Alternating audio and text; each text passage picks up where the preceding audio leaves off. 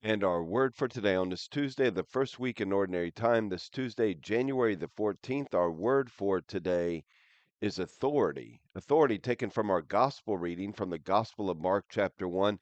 Jesus came to Capernaum with his followers, and on the Sabbath he entered the synagogue and taught. The people were astonished at his teaching, for he taught them as one having authority, and not as the scribes and Pharisees. Let's stop right there for just a minute. He taught them as one having authority and not as the scribes and Pharisees had taught them before. What would be the thing that they were picking up as Jesus proclaimed the truth to them? He wasn't second guessing himself, brothers and sisters. He knew that what he was proclaiming was absolutely the truth. He knew that every single word he said was the truth. In fact, he said, "I am the way, the truth, and the life, and no one comes to the Father except they go through me." He knew that the truth would be the only thing that would come out of his mouth. And he had absolute confidence that the Father would stand with him in every single situation. Now, of course, he is the Son of God. He has the right to have that kind of confidence. He had the knowledge to have that kind of confidence. So, how does that apply to us? Well, in the same way, because the Spirit of God lives within us, we can proclaim some things with absolute authority, not our own opinion, not our own thoughts on things, but regarding the teachings of the church and the things that the scriptures tell us, we could claim those things with absolute authority.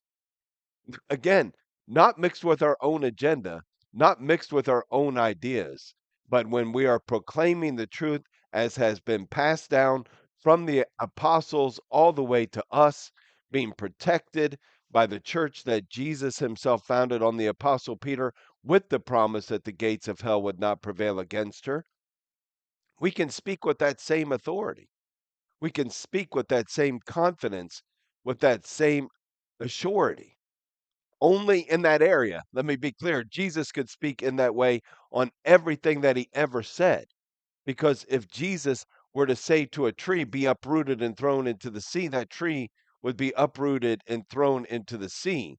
If he were to speak to a chicken and say, you're a cow, the next thing that chicken would do is moo. He could not do anything other than speak the truth because everything he said is and always has been absolute truth. When we are repeating those things, when we are standing up for those things, then we can speak in that same authority. I spent time with a person that I really felt like had this same gift of authority, not in the same measure, of course, as Jesus.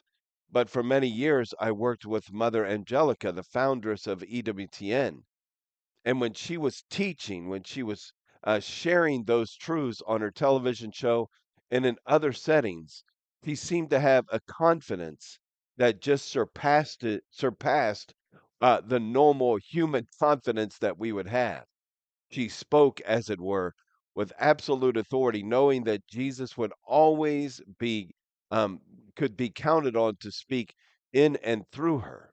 And so again, with the indwelling of the Holy Spirit in our own hearts, in our own minds, in our own bodies, the Holy Spirit lives within us as we give ourselves over to the instruction of the Holy Spirit, and as we remove from ourselves all those things that are our own personal agendas, thoughts, and ideas, and proclaim only the truth that the church has given to us to proclaim, we can say with that same confidence and with that same authority the things that have been given to us to say.